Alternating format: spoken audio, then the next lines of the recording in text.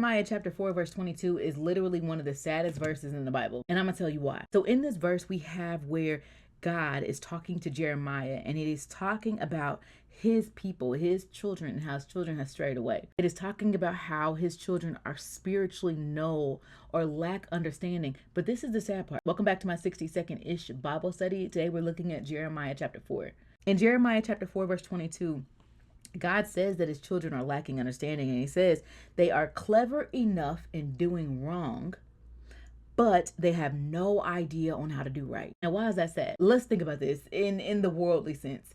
As a kid, have you ever did something under your parents' roof that you knew was wrong, but you was real clever about it? You knew it was dirty, but you was like, okay, but I'm gonna do this at 9, I'm gonna do this at 9:30, and I'm gonna make sure I'm done by 10 o'clock so my mama won't know. But then when it came to doing something right, you didn't act quick. This is how I took this verse, because it reminds me that we can be very similar to Judah and Jerusalem in this way. We would go out of our way to do something that is outside of God's will, but all God is calling us to do is be obedient. Jeremiah chapter 4 is a foreshadowing of what Judah and Jerusalem are going to face when they are captured by the Babylonians because of them not unhardening their hearts and following God. When we go outside of God's will, we are outside of our covenant, outside of our protection. And as a result of the message that God is sharing with Jeremiah in Jeremiah chapter 4, we see how Jeremiah responds to this. And Jeremiah is overwhelmed with grief because he knows exactly what his people are going to face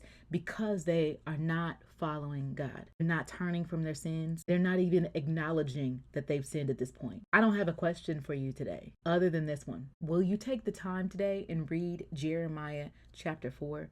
Read Jeremiah chapter 4 for yourself to get a better understanding of what's exactly happening in this book at this time and what God may be trying to tell you in this season. Talk to you later. Love you. Bye.